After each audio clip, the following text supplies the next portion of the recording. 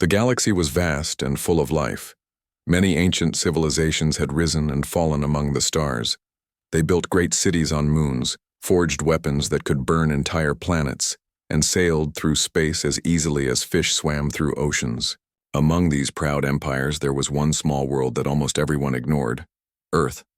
From a distance, Earth looked beautiful but weak, a tiny blue sphere floating alone in the dark. It had forests, mountains, oceans, and clouds that shimmered like silver. But to alien eyes, beauty meant nothing. They saw something else: division, struggle, and fragility. Alien scouts who studied Earth returned with the same reports. Humans fought each other more than they cooperated. They drew lines on maps and called them borders. They built weapons to destroy their own cities. They argued about wealth, power, and pride. To the galaxy, Earth looked like a child's world, full of chaos and noise but without real strength.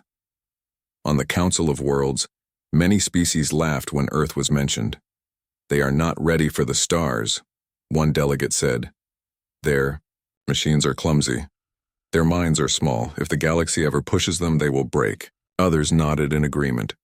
To them, Earth was fragile, like glass, something that could shatter with one strike. But there were whispers too. Some had seen a different side of humanity. Traders who passed close to Earth spoke of humans who survived storms, climbed the highest peaks, and sailed across endless seas long before they had machines. They told stories of human explorers who risked everything just to see what lay beyond the horizon. A few wise voices in the council warned, "Do not mistake noise for weakness. This world may surprise us." But those warnings were drowned out by laughter. The truth was that humanity had always lived with struggle. Every step in their history had been marked by hardship. They fought against cold winters, raging storms, and burning deserts. They faced hunger, disease, and endless wars. Yet somehow they endured.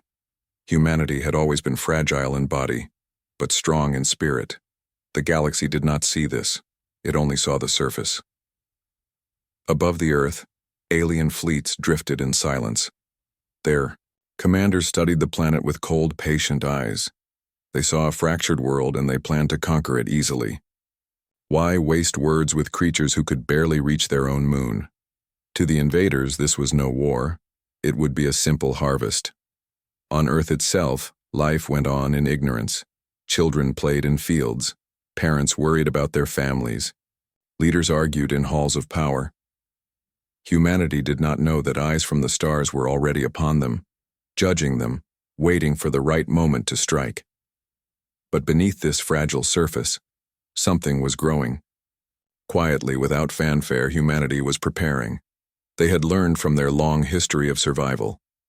They knew that danger often came without warning. In hidden places, far from the public eye, ships were being built. Weapons were being tested. Old enemies were making uneasy alliances. Humanity's greatest strength was not its machines, but its stubborn will to live. The aliens could not see this. They only saw a fragile world and laughed. To them, Earth was a candle flame flickering in the wind. They never imagined that the flame could grow into a fire strong enough to burn the stars. And so, while the galaxy looked down on Earth with pity, humanity looked up at the stars with wonder and with quiet determination.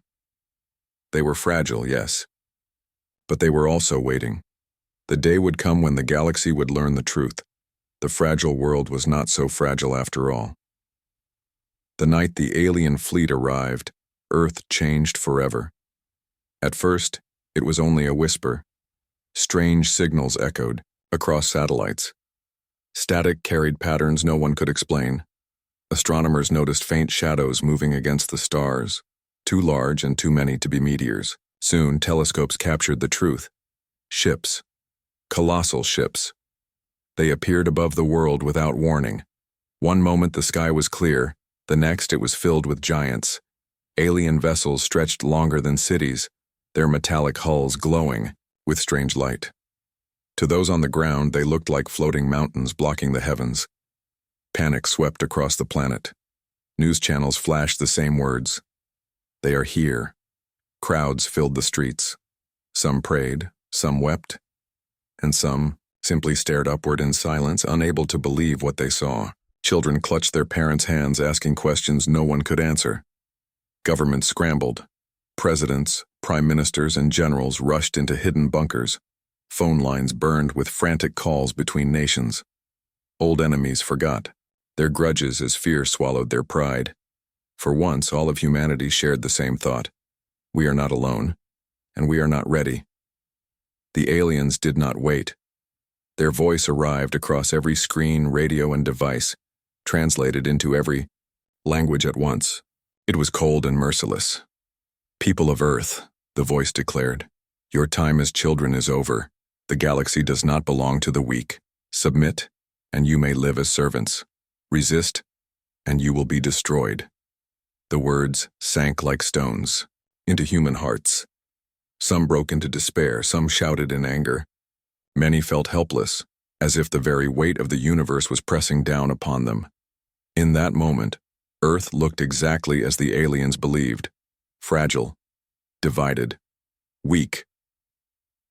Above, the alien fleet moved with terrifying silence.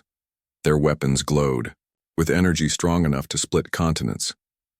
A single blast from one of their cannons could wipe out a city. The world trembled under their shadow. The invaders waited, expecting Earth to kneel, but the answer did not come quickly. Instead, silence stretched across the planet. Leaders argued in secret chambers. Some begged to surrender, hoping to save lives. Others refused, their voices shaking with anger. The debate was not about nations anymore. It was about survival itself. Meanwhile, on the streets, humanity wrestled with fear. People hugged their families tighter. Strangers held each other as sirens wailed in the distance. In that fear, something else began to grow.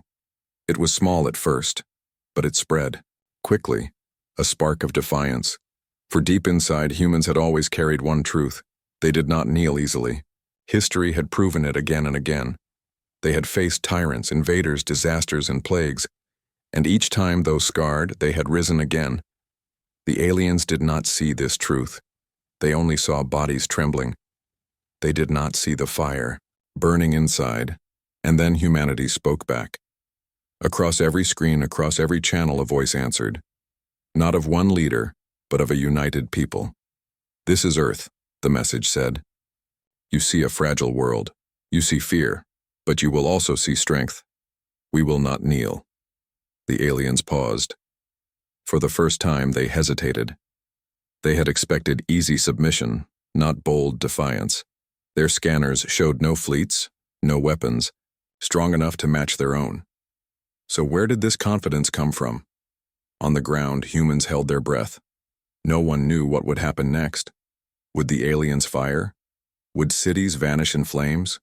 Would this be the end of Earth? But above, the silence engine stirred. From mountains, deserts, and oceans, something began to rise. Hidden doors opened in ice fields and jungles. Lights pierced the night. Ships, human ships, climbed into the sky. The world gasped. The aliens stared. Earth had been waiting. The night sky was no longer silent. Humanity's answer had begun. At first, it was only a few lights. Strange glows rising from the frozen Arctic, from the burning deserts, from the endless seas. Then more appeared. Dozens, then hundreds. Hidden bunkers and secret bases that no citizen had ever known suddenly came alive. The Earth was awakening. From beneath sheets of ice, steel doors opened and great engines roared. From the depths of oceans, silent submarines split apart to release flying machines that had been locked away for years.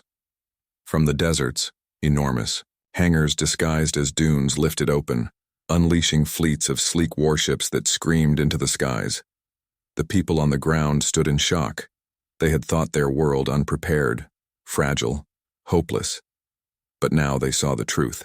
Humanity had been building in silence, hiding its strength for a day it prayed would never come. That day was here. Children pointed at the sky with wide eyes, shouting in excitement. Soldiers raised their heads proudly as the thunder of engines shook the earth beneath their boots. Families watching from rooftops and windows felt tears run down their cheeks. not from fear, but from pride. Above, the alien fleet watched with cold eyes. Their scanners confirmed what their commanders had once dismissed as impossible. Earth had ships, not a few, but many. Hundreds, then thousands. The alien captains spoke in harsh tones, their voices sharp with surprise. Impossible. This world was fractured. They should not have such unity. They should not have such weapons. But they did. One by one, human ships formed into squadrons. Some were massive carriers, able to hold swarms of smaller fighters. Others were cruisers armed with heavy cannons and missile batteries. And then came the smallest, the fighters. Fast, agile, and built to strike like fireflies with burning wings. For the first time in history, Earth had become one. The fleets did not fly under the flags of America, China, Russia, or Europe. They carried no national emblems. Instead, every hull bore the same simple mark: a blue circle with a white star. At its center, Earth Star, the home star. And in that symbol, all humanity found something greater than their differences. They found unity. The first cheer broke out when the broadcast returned. Cameras captured the sight of the fleet rising above the clouds, engines blazing. News channels around the world showed the same images. Men and women who had felt hopeless only hours before now shouted with joy. The world was no longer a collection of nations, it was Earth. One world, one people. The alien voice returned, colder than before. Do you think your toys can stand against us? We have crushed empires far greater than you. But Earth's reply was simple and steady. We are not them. We are human. We will fight. And so the fleets took their positions. Alien dreadnoughts hung heavy above, their cannons glowing with deadly light. Human ships, though smaller, stood like shields around their world. It was David against Goliath, fragile ships against titans of war, yet not a single human vessel turned back. Inside cockpits, pilots whispered to themselves, to their families, to their children back home. For Earth. In command rooms, officers clenched their fists. Hold the line. On the ground, billions of eyes looked upward, their hearts beating as one. The invaders had come expecting surrender. Instead, they had woken a sleeping giant. The first time, the galaxy would see humanity not as children, not as fragile, but as something far more dangerous, united. And as the fleets moved into position, the first shot of the war was about to be fired.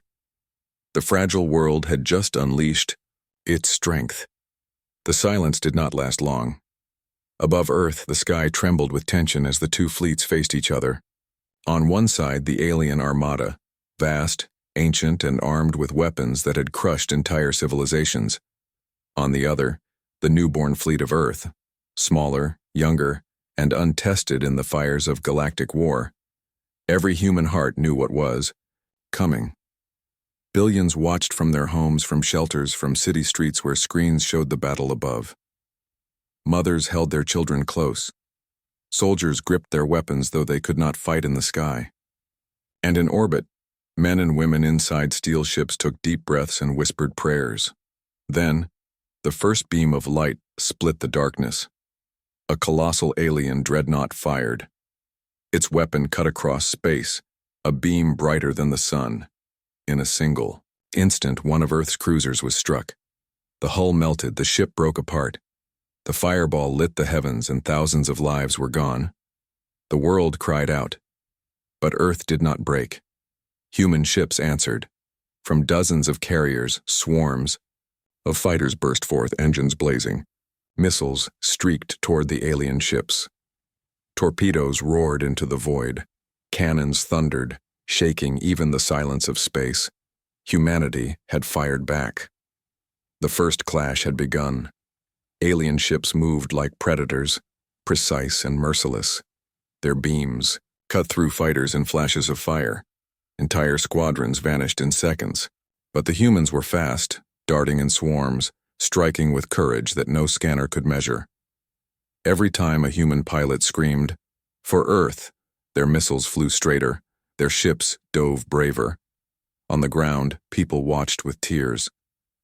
They saw fighters burn, but they also saw alien ships fall.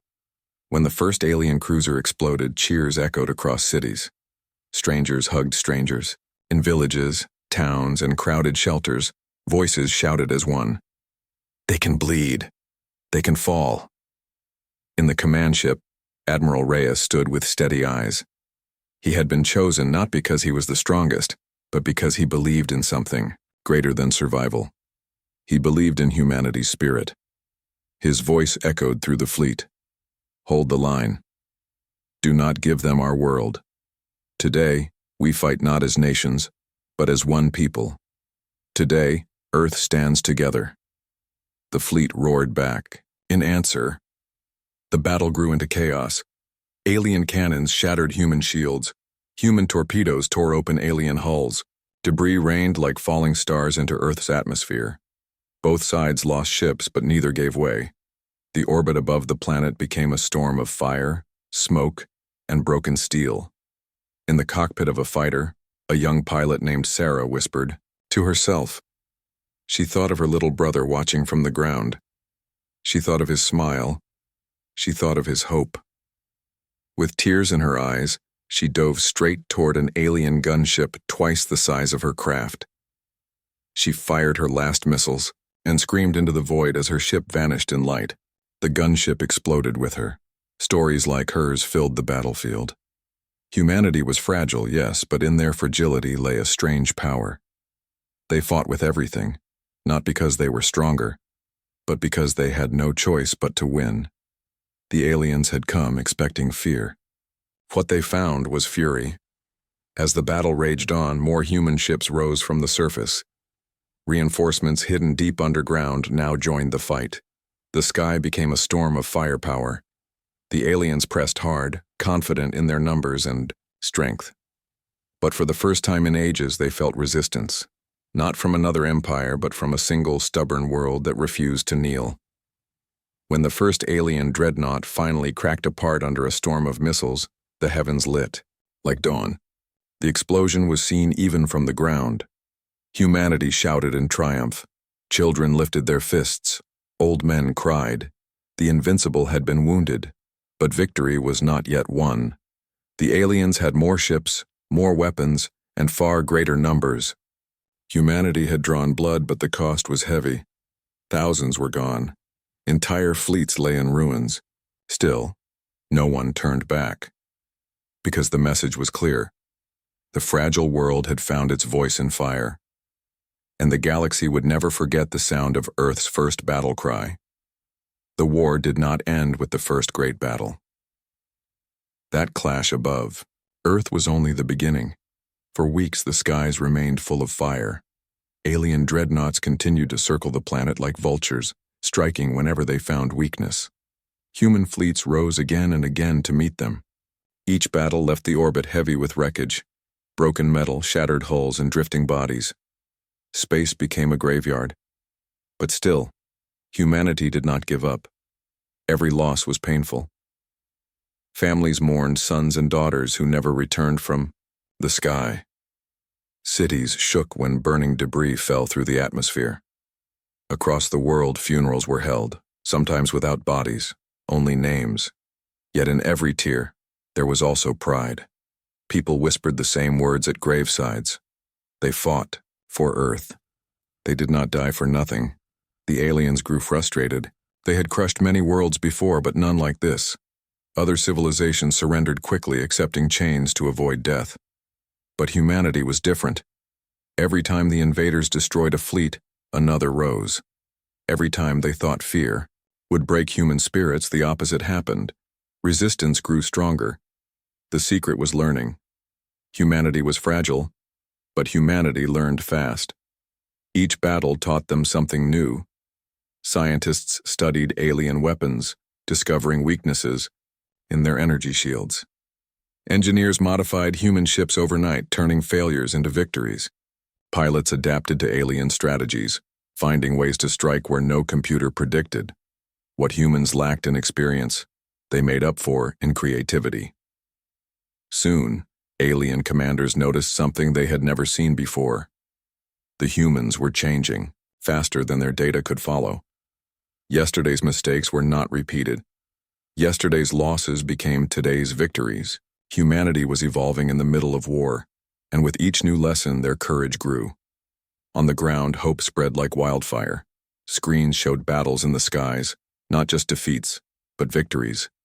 People saw alien cruisers exploding under human fire. They saw dreadnoughts retreating under swarms of fighters. Each image was proof. Earth could fight. Earth could win. Children in shelters drew pictures of ships with bright blue stars on their sides. Farmers in villages raised banners with Earth's emblem. Cities lit up with words painted on walls. For Earth. For humanity. Even in the darkest nights, lights of defiance burned across the world. But victory was never easy. Each day brought sacrifice. Pilots went into battle knowing they might not return. Commanders gave orders that cost hundreds of lives to save thousands more. There were moments when even the strongest hearts wavered. When the sky burned red and the fleet seemed ready to collapse, despair whispered in every mind. Maybe we cannot win. And yet something always pulled them back from the edge. It was not a weapon. It was not a machine. It was the voices from Earth. Messages flowed up to the fleet from billions of people below. Children recorded words of encouragement for pilots. Families sent prayers and songs. Strangers wrote letters to soldiers they had never met. Every ship carried these messages, and every fighter pilot played them before battle. A mother's voice whispered, "Come home safe." A child's laughter said, "Don't be afraid." An old man's words promised, "You fight for all of us." These voices gave humans strength no alien could measure. The aliens had never faced an enemy like this. They understood numbers, strategies, and firepower. But they did not understand love. They did not understand unity, born from shared fear and shared hope. Against such power, even their massive ships felt strangely small. The war dragged on, but something had changed. Humanity was no longer fighting to survive. Humanity was fighting to win. Above the battered Earth, fleets continued to clash. Explosions painted the darkness. Ships fell like burning stars. But through every storm, Earth's voice grew louder, steadier, unbroken. And in that voice, the galaxy began to hear something it had not expected. Not weakness, not fragility, but the roar of a world that refused to die. The war had stretched into long, painful months. What began as shock and fear had turned into a constant struggle. The skies above Earth never rested. Battles came in waves, one after another, like storms that refused to end. Alien fleets continued to arrive, determined to break humanity once and for all. Every victory carried a price. Every celebration was followed by mourning. The orbit of Earth was no longer a sky of stars. It was a sea of wreckage. Broken ships, shattered hulls, and drifting bodies turned space into a graveyard. Pilots spoke of flying through fields of steel and bone, haunted by the faces of friends they could not save. Humanity was bleeding. Supplies grew short.